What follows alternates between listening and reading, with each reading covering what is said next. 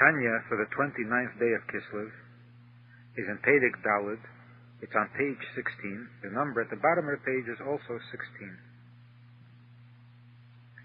The Alter Rebbe is saying that the three garments of the godly soul, although they are merely garments, and garments are usually insignificant compared to that which is clothed within the garment, yet the garments of the neshama are infinitely higher than the neshama itself, because the neshama itself, as it is in heaven without garments, could not comprehend God's will and wisdom, because they are beyond knowing, less machshava tfisabe. And through the garments, which enable the neshama to think Torah and speak Torah and to do Torah, the neshama is able to grasp all of God's will and all of God's wisdom as they exist, as they express themselves in Torah. Because just as water flows from a higher place to a lower place, God's will and wisdom flow into Torah and is present in Torah and thereby available to every machshava, so that every Jew, every neshama, can grasp godliness through thinking, speaking, and doing Torah and mitzvahs. Today's shir begins 5 lines from the bottom. The first word of the line is Nimad Vegas. And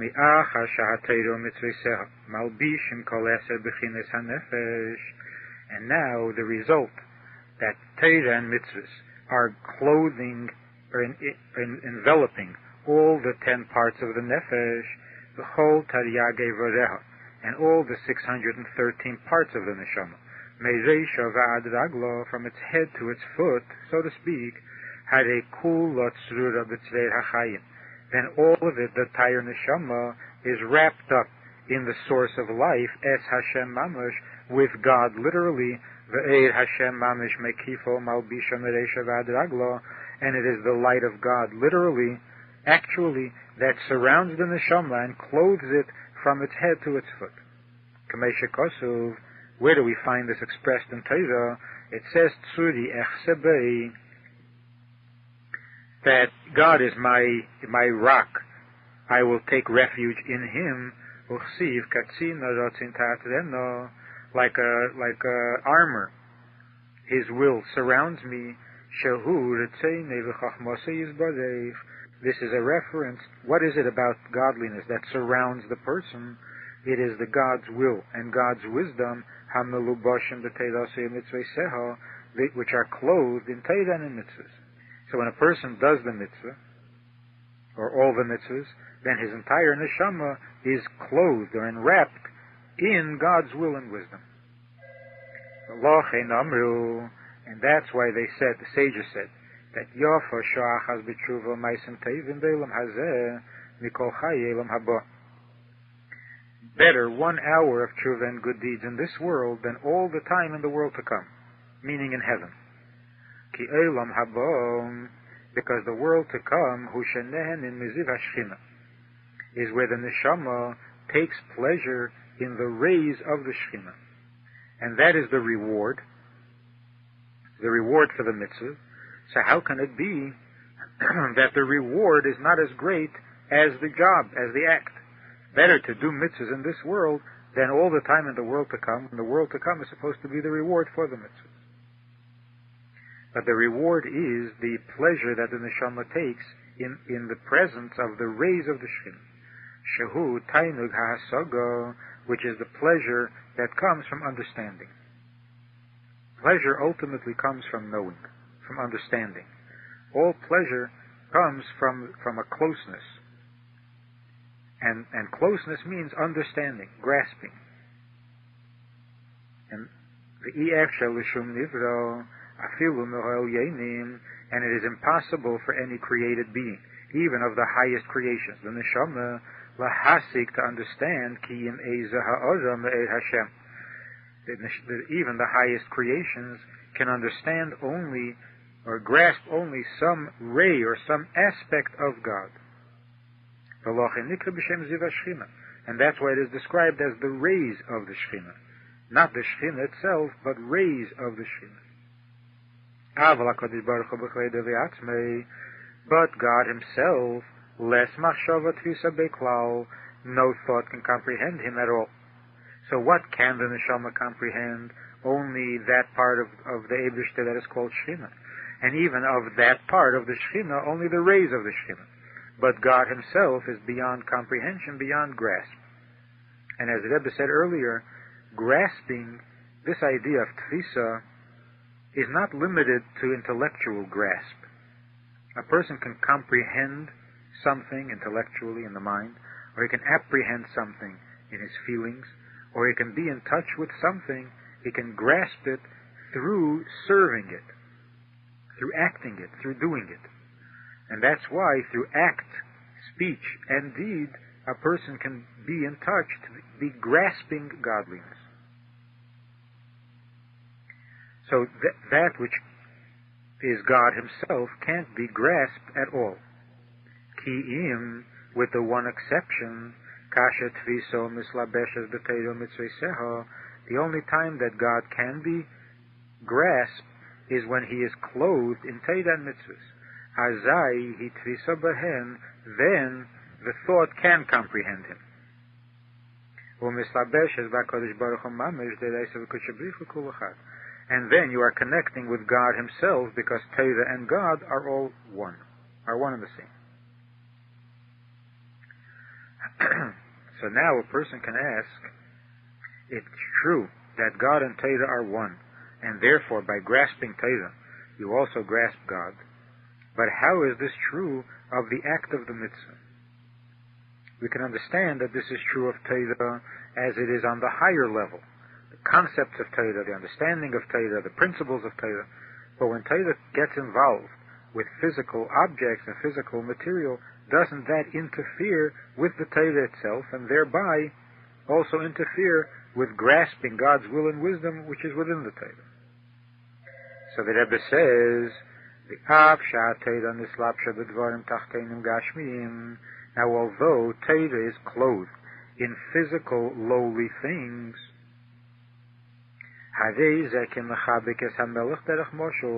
we can compare this to embracing the king.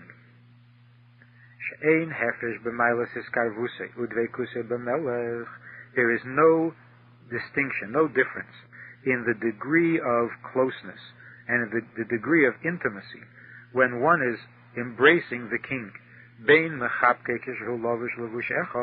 Whether he's embracing the king while the king is wearing one garment, or whether the king is wearing many garments, the embrace is the same and has the same significance and the same intimacy. Since the body of the king is within those garments, therefore the garments do not interfere at all in the significance of the embrace. If the garments were lying or hanging on a hanger, then the garment is a separate entity, and if you embrace the garment, it's truly meaningless. However, when this garment is on the king, the garment loses its individual existence. It stops existing as a garment, and it becomes merely a manner of expression for the king. The king expresses himself through the garments. So when you embrace the king with the garments don't have an existence of their own to interfere or to in any way diminish the significance of the embrace. And the same is true with Teira and mitzvahs. Since the physical object is being used to perform a mitzvah, it loses its individual existence, and it stops being a foreign object, an obstruction in the connection that the Jew has with godliness that is in the mitzvah. The same is true in reverse. If the king embraces the person, gam shehi melubeshes b'teich malbushav, even though the king's arm is clothed within his garments, and it says, in fact, about Teira and mitzvahs, that God embraces me with his right hand, and that is a reference to Teira, and Teira is the right arm, because the right arm represents kindness and water, and as we said before, Teira is compared to water because it flows downward. So in God giving us mitzvahs, and clothing those mitzvahs in the act in a physical act, which most mitzvahs are. God is not concealed from His part, because the mitzvah does not obstruct God, since it is a garment for Him. And from our part, the mitzvah does not interfere with us either, because it is bottled to the mitzvah. Tanya, for the 30th day of Kislev, Lamed Kislev, is at the beginning of Perek Hey. It's on Daf Tes Amud Aleph. The number at the bottom of the page is 18. In the previous chapter, the Alter Rebbe explained how, as a result of the garments of the soul, thought, speech, and deed, the neshama can come into contact, can grasp that aspect of godliness which by itself, as a neshama in heaven, it would be unable to grasp. Now in Perek Hey, the Alter Rebbe will explain what grasping means and what the greatness of this grasping is. Perek Hey. Well, the case is to explain further and to fully make clear this term, tfisa, grasping, which was a part of the quote of Eliyahu. When Eliyahu said, no thought can grasp you, tfisa, so what exactly does this word, this term mean? Hine kol seichel. Any intellect, when it understands and it comprehends, any subject, any intelligent subject,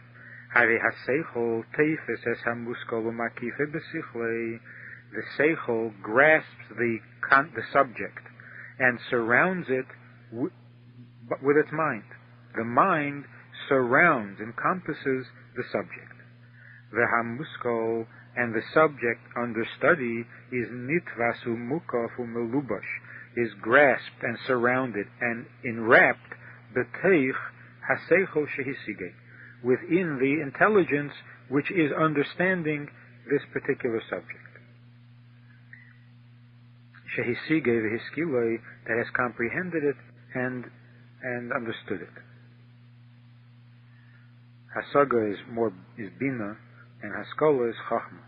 So when a person understands a subject, it's both with chachma and with bina. So the chachma and the bina, or the seichel, surrounds the subject and thereby grasps it. V'gam haseichel melubosh bimuskol b'shor shemasige v'teifse b'sichlei. While at the same time, while the mind is surrounding the subject is also clothed and surrounded by the mind is also clothed and surrounded by the subject.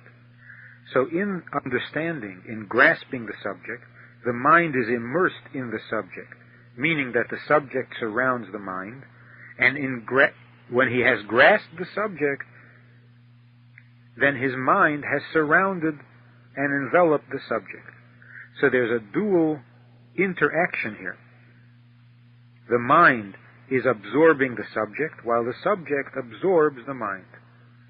Derech Moshel, for example,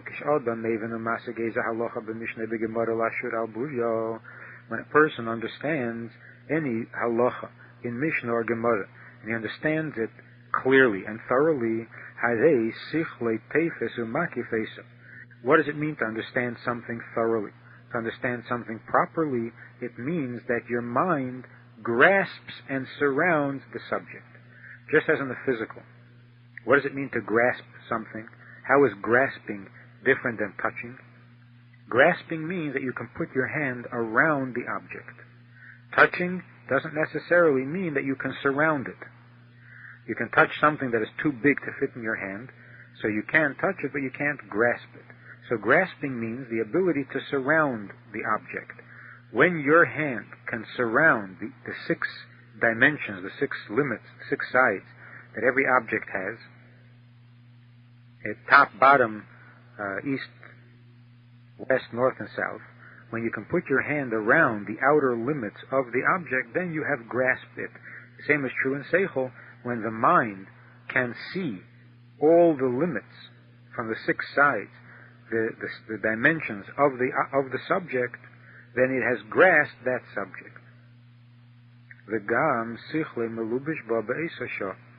And while at the same time, when he is in the process of grasping this Mishnah, or the halacha in the Mishnah and the Gemara, his mind is absorbed in the subject, so that the subject is actually grasping his mind. This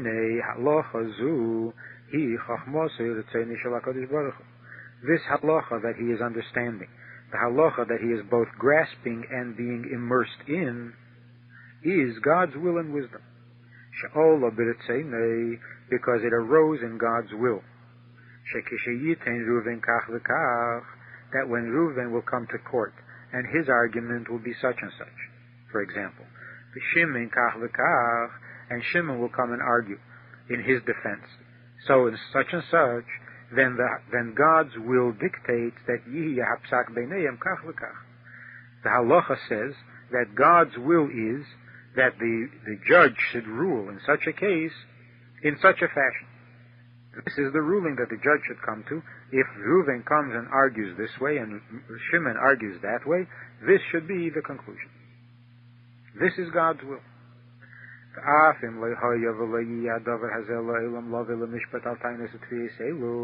And even if it may never come to pass that any two people should ever come to court with these particular arguments, these particular claims,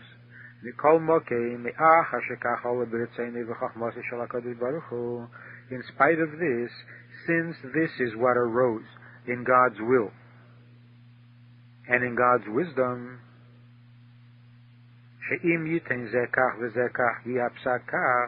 that theoretically, if one argues this way and the other argues the other way, that the ruling should be such and such, this is what God's wisdom dictates.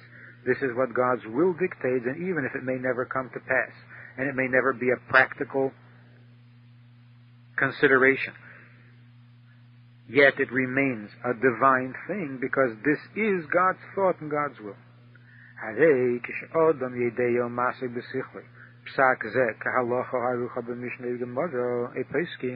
So when a person comprehends in his intelligence this ruling, in the halacha as it is set out in the Mishnah, the Gemara, or in the Peskin, then he is grasping and comprehending, and he is surrounding with his mind the will and the wisdom of God, concerning whom we say that no thought can comprehend him, his will, or his wisdom,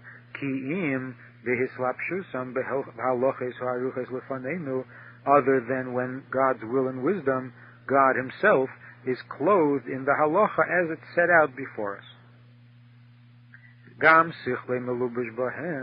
While at the same time that he is grasping God's will and wisdom as it is in the halacha, at the same time the halacha surrounds his mind, and he is enveloped, he is clothed within God's will and wisdom. And this is a wondrous oneness, a wondrous union. There is no oneness comparable to it.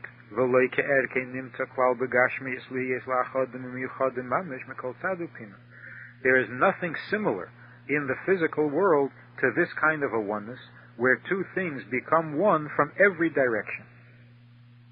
In the physical, if you want two things to become one, you have to put one into the other. One has to be bigger, the other has to be smaller, and you fit the smaller one into the bigger one. But you can't have where both are surrounding each other and being surrounded by each other at the same time. In the physical, that can't be. But when a Jew studies Torah, he grasps godliness in the most complete and in the most total sense of surrounding godliness while being surrounded by godliness at the same time. Now here a person can think that this is true of any intelligence. Regardless of what subject you're studying, the same thing happens. Your mind is immersed in the subject, surrounded by the subject, while at the same time you are grasping the subject is surrounded and immersed in your mind. So even if a person is studying mathematics, science, whatever it happens to be, the same wondrous union takes place. But the truth is that this happens only with Torah. What the Alter Rebbe is saying is not that when a person studies a Mishnah, he surrounds the Mishnah surrounds him. The Alter Rebbe is saying that the Mishnah is the Eibishter, is God. Torah and God are one. And as a person studies the Mishnah, he is surrounded by God, and he is surrounding or grasping God himself. Now this is not true of any other subject, because when one studies a subject, he's studying only the concepts of that subject. A person studies a building, an architecture, he grasps in his mind not the building.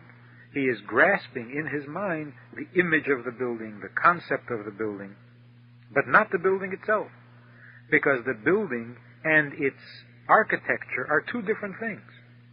There's the stone, the material, the wood, the glass that makes up the building, and then there's the architectural design and shape and form, which is the concept of that building. So when a person understands the building, grasps the building, he is grasping only the image of it, the concept of it, the intelligence of it, but not the thing itself. But that's not the case with God and Torah. In Torah, the person is grasping not something about God. He has God himself. And while at the same time he is surrounded by God himself. And this oneness can happen only in holiness, only in Torah. In the Hayom Yom, for the 29th of Kislev, the 5th day of Hanukkah, the Rebbe writes that the Averis, the sins that the Jews committed in the time of the Yevonim, in the days of Hanukkah, were that they became friendly with the Yevonim, they learned their culture, they violated Shabbos and holidays and Yom Tov, they ate non-kosher food, and were not observing the Jewish Tahara. They were not careful of the Yiddish purity.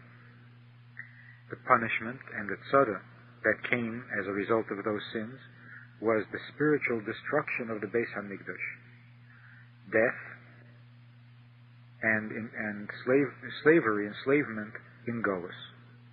Through tshuva and mesiras nefesh that the Jews did at that time, as a result of their tshuva and mesiras nefesh, there came the great, godly, wondrous salvation, which was the miracle of Hanukkah.